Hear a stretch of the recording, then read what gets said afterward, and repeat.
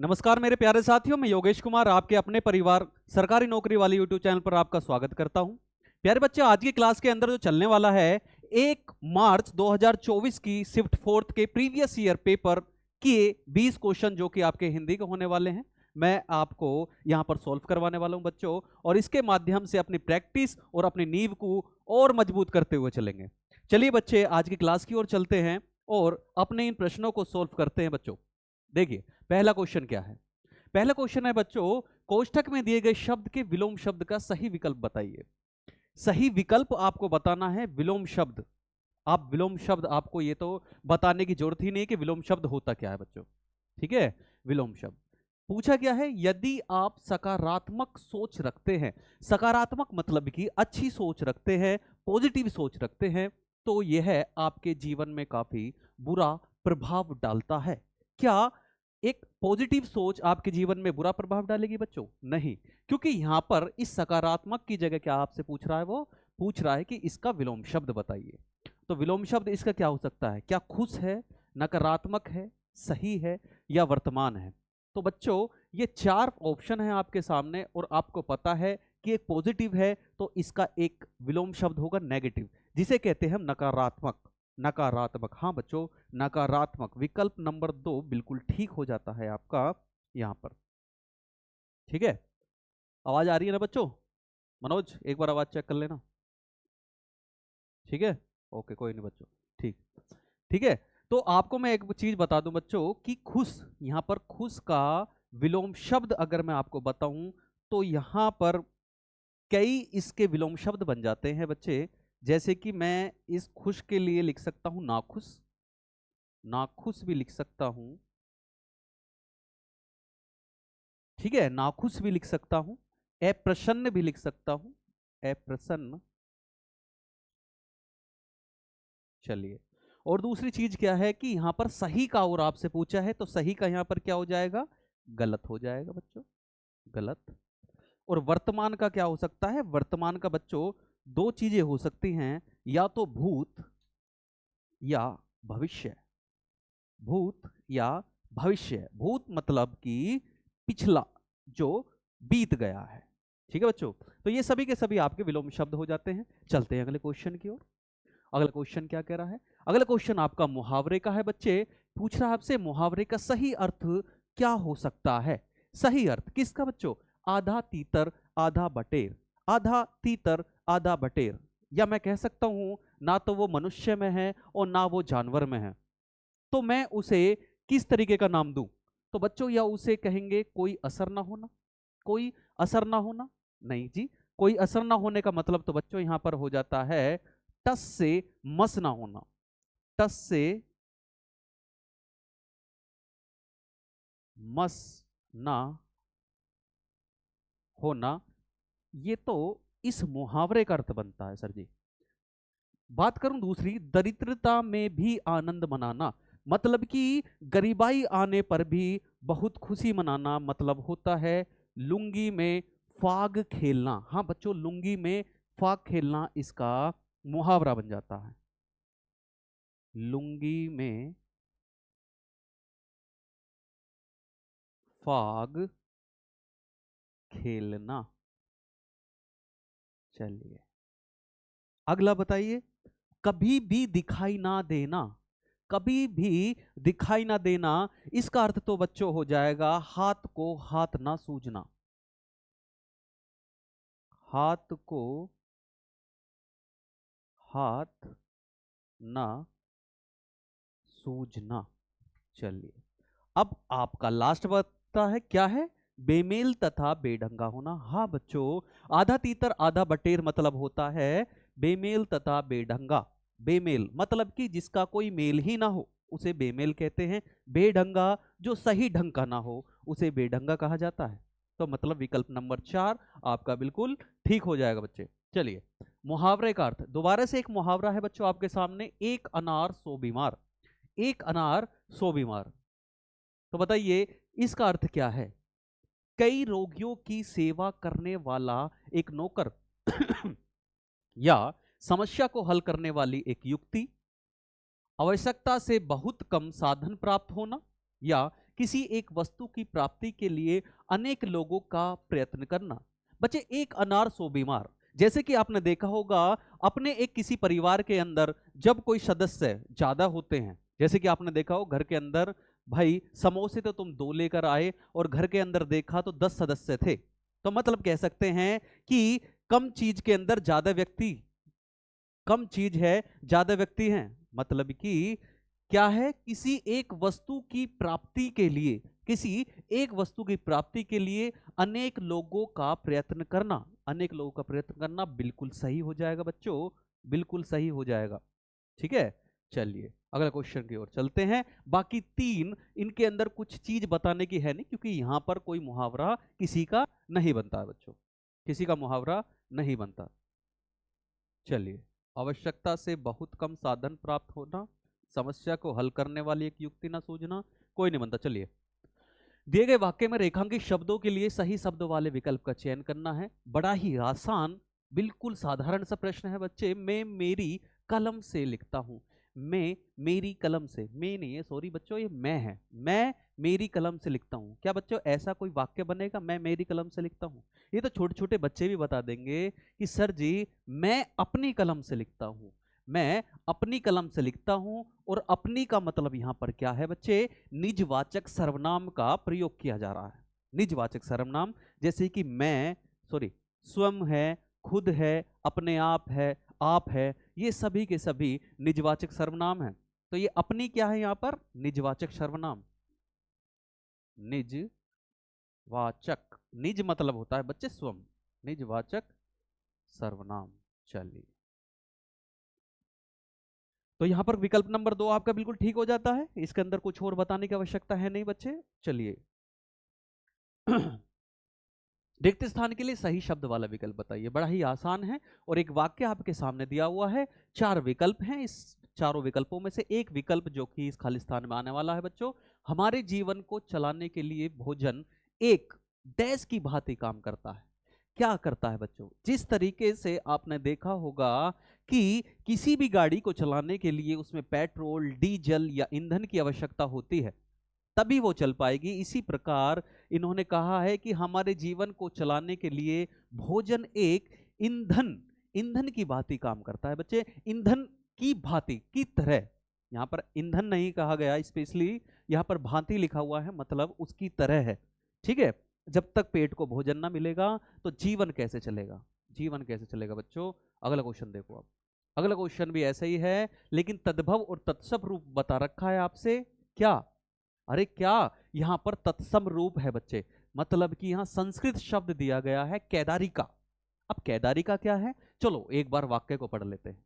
हमारे बाग में माली ने, हमारे बाग ने, सॉरी, हमारे बाग में माली ने फूलों की बहुत सी सुंदर केदारी का बना रखी है। अब आप समझ चुके होंगे कि केदारी का है क्या।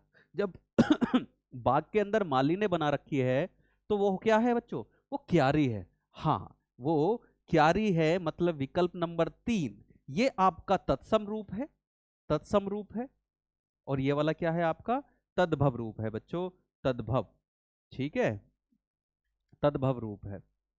चलिए, कलम का तद्भव रूप क्या कहते हैं इसका तत्सम रूप क्या होगा बच्चों, कुछ नहीं होता। प्रकार का भी देखें तो कुछ नहीं होता। प्रकार को हम तरह लिख सकते हैं, लेकिन प्रकार प्रकार है, अलग अलग तरीके का होता है, अलग लिखते हैं प्रकार को। ठीक है, सॉरी, अलग होता है प्रकार का। और खेती, मैं खेती की बात करूं तो यहां पर इसे क्षेत्रित कहते हैं बच्चे, क्षेत्रित इसका तत्सम रूप हो जाएगा, इसका तत्सम रूप हो जाएगा क्षेत्रित। ठीक है, अगला क्वेश्चन है बच्चे, निरर्थक शब्द ज्ञात कीजिए। कई बार आया हुआ क्वेश्चन, जो कि हर प्रैक्टिस सेट के अंदर एक ना एक क्वेश्चन आ ही जाता है बच्चों, निरर्थक जिसका कोई अर्थ ना हो। और अर्थ ना हो ऐसा क्या है बच्चे, चाय वाय, चाय वाय, वाय क्या होता है, चाय समझ में आता है कि हाँ जाकर थोड़ी चाय बना लाओ, लेकिन चाय वाय बना लाओ, वाय का यहाँ पर निरर्थक शब्द होते हैं। ये सभी के सभी जब भी आएंगे, चाय वाय, पानी वानी, आना लाना, मतलब कि ऐसे कुछ शब्द आएंगे तो उन्हें क्या करना है आपको, ये निरर्थक शब्द होते हैं जिनका कोई अर्थ नहीं होता। चलो,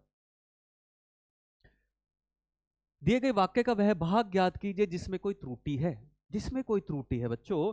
बताइए ऐसा कौन सा इस वाक्य के अंदर शब्द लिखा हुआ है जिसके अंदर एक अशुद्धि है, एक गलती है। छात्रों ने मुख्य अतिथि को एक फूलों की माला, एक फूलों की माला नहीं होती बच्चों, फूलों की एक माला होती है। क्या होता है? फूलों की एक माला। सर जी अगर फूलों की एक माला लिखा होता तो बिल्कुल सही होता, और यहां पर गलती क्या हुई है हमसे? फूलों की एक माला, मतलब कि विकल्प नंबर 3, विकल्प नंबर 3 बिल्कुल ठीक हो जाएगा।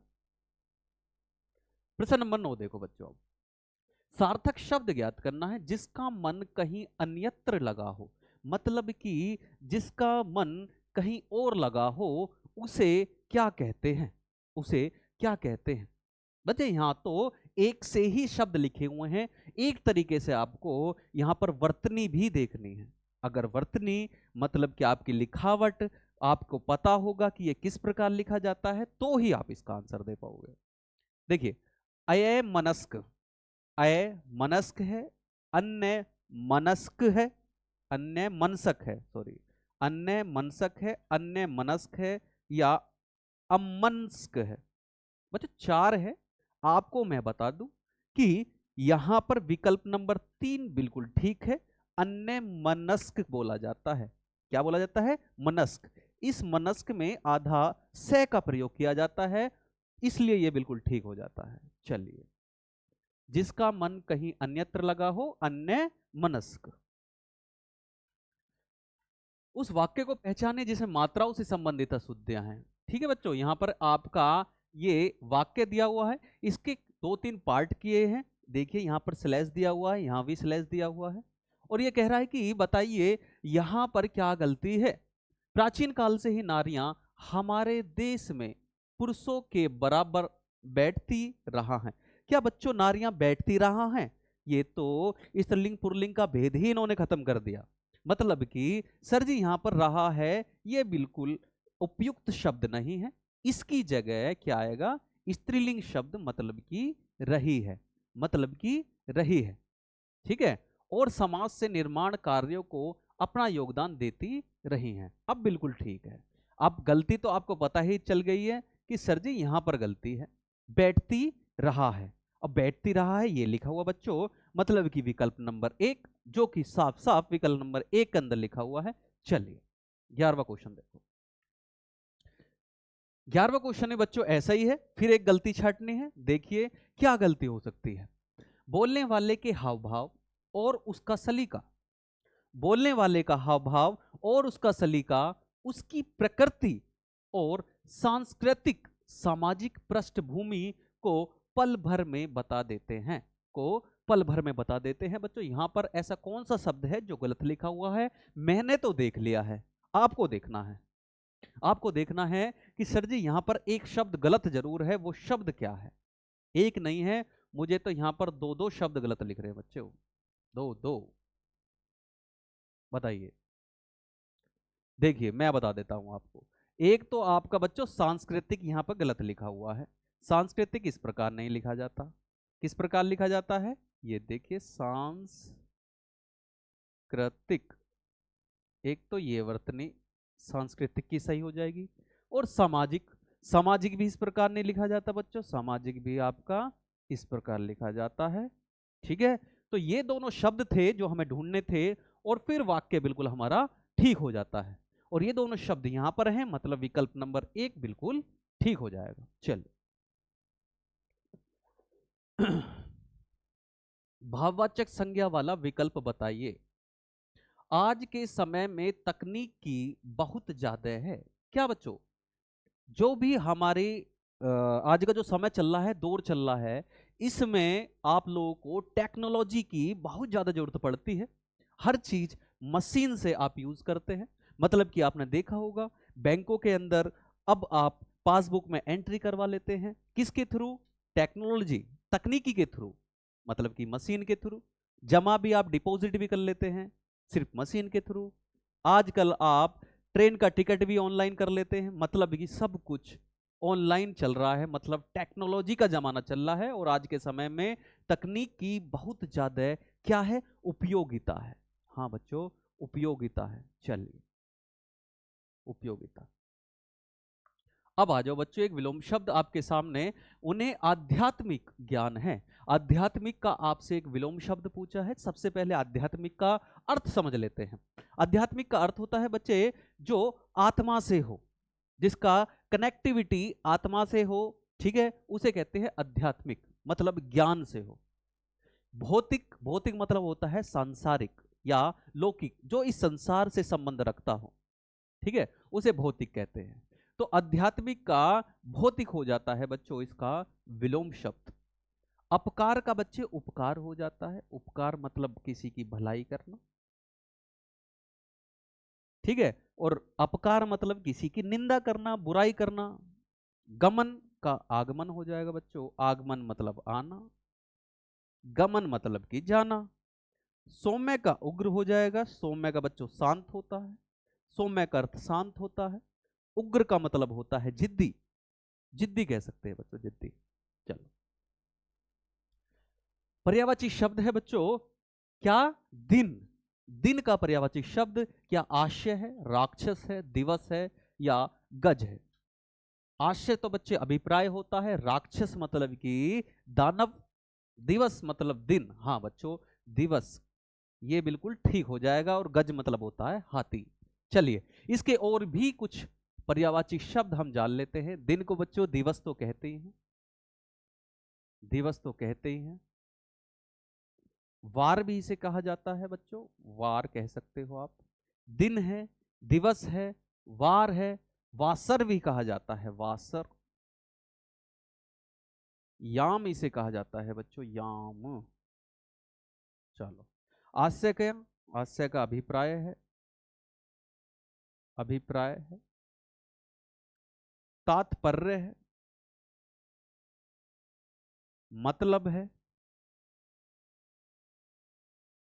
उद्देश्य है, क्या है बच्चों? उद्देश्य। राक्षस का भी समझ लेते हैं।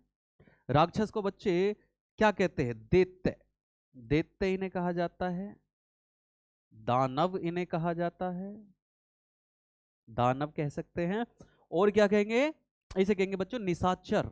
निशाचर भी इन्हें कहा जाता है बच्चे। और इन्हें रजनीचर भी कहा जाता है, रजनीचर। ठीक है, तो ये हो गए आपके राक्षस के पर्यायवाची शब्द। गजय का एक दो और लिख लेते हैं। जैसे गजय का हाथी तो कहते ही हैं, हाथी। हस्ती और कुंभा, कुंभा भी कहा जाता है बच्चों इसे, कुंभा। मैं है ये, मैं।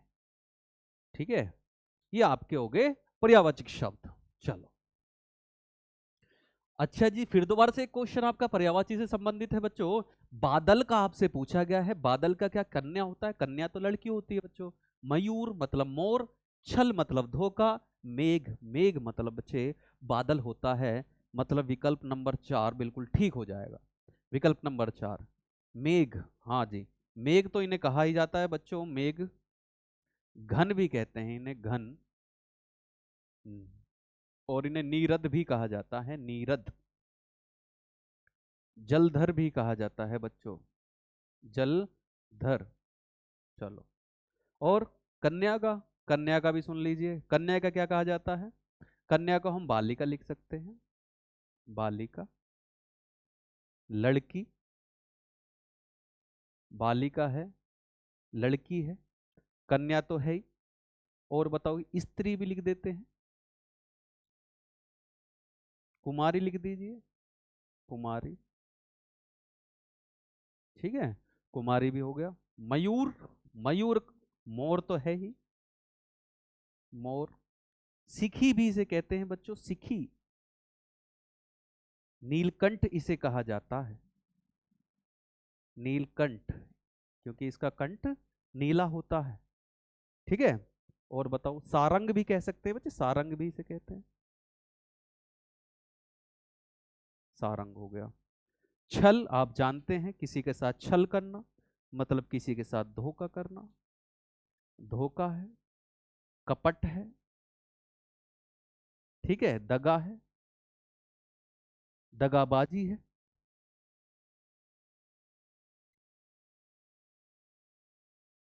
ठीक है, ये सभी के सभी इसके पर्यायवाची शब्द हो जाते हैं। चलो अब क्वेश्चन नंबर 16 देखो। क्वेश्चन नंबर 16 है बच्चे आपका गद्यांश का, और इस गद्यांश को मैं पूरा पढ़ूंगा नहीं, बस थोड़ा सा आपको पढ़कर बताऊंगा, थोड़ा सा ही, जिससे कि आप समझ जाएं कि इस गद्यांश आपसे क्या कहना चाह रहा है। जल ही जीवन है और इससे ही हमारा जीवन चलता है, पर क्या इसे कोई मानता नहीं।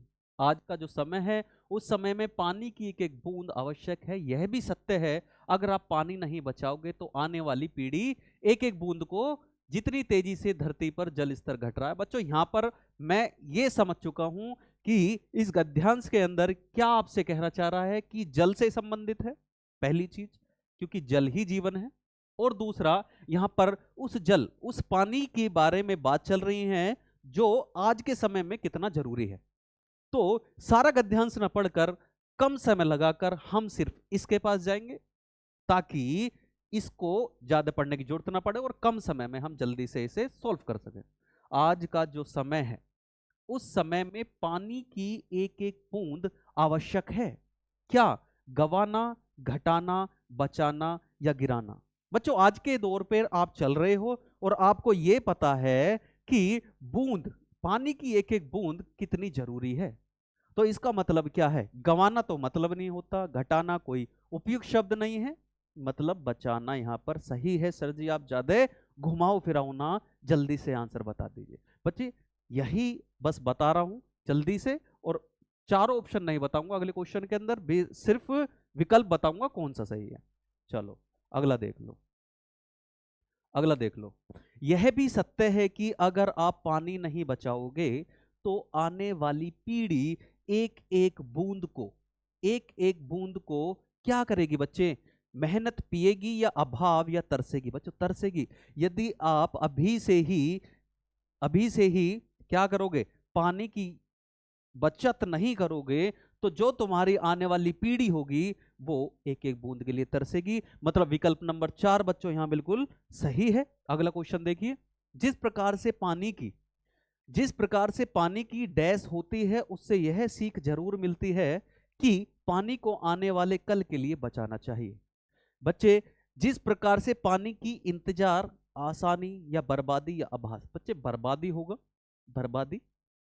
जिस प्रकार पानी की बर्बादी होती है उससे यह सीख जरूर मिलती है कि पानी को आने वाले कल के लिए बचाना चाहिए। हाँ बच्चों बचाना पड़ेगा, बचाना पड़ेगा, जिस तरीके से आज के समय में पानी की बर्बादी हो रही है। अगला क्वेश्चन देखो। आज देखा जाए तो पानी ही जीवन का आधार है। बिल्कुल जी, आज पानी देखा जाए तो क्या है, पानी ही जीवन का आधार है। और अगर पानी को बचाना है तो इसका क्या करना पड़ेगा बच्चों, क्या करना पड़ेगा, इसे संरक्षण करना पड़ेगा। और संरक्षण का मतलब क्या होता है, उसकी देखरेख, उसको बचाना, उसको बर्बाद कम करना, यही संरक्षण कहलाता है। आज देखा जाए तो पानी ही जीवन का आधार है, और अगर पानी को बचाना है तो इसका संरक्षण जरूरी है। और इसके बाद बच्चों लास्ट क्वेश्चन आपका क्या है, पानी को सुरक्षित रखना व इसे बचाना हमारी क्या है, क्या है, जैविक जिम्मेदारी है, नैतिक जिम्मेदारी है, भारतीय जिम्मेदारी है या आर्थिक जिम्मेदारी है। बच्चे आर्थिक तो पैसे से संबंधित है, भारतीयता से संबंधित है, जैविक जीव विज्ञान या जीव जंतुओं से संबंधित है, और नैतिक नीति के अनुसार। हाँ बच्चों नीति के अनुसार, मतलब कि यहां पर नैतिक विकल्प बिल्कुल ठीक हो जाएगा। ठीक है बच्चों, चलिए तो बच्चों यहां पर आपके 20 प्रश्न समाप्त होते हैं। सारे के सारे क्वेश्चंस 1 से लेकर 20 तक मैंने आपको अच्छे से समझाए। आशा करता हूं सभी को ये क्वेश्चन अच्छे से समझ में आए होंगे। तो बच्चों चलते हैं अगली क्लास की ओर, जिसके लिए आपको थोड़ा सा वेट करना पड़ेगा, इंतजार करना पड़ेगा। तब तक के लिए सभी बच्चों को मेरी तरफ से जय हिंद, जय भारत।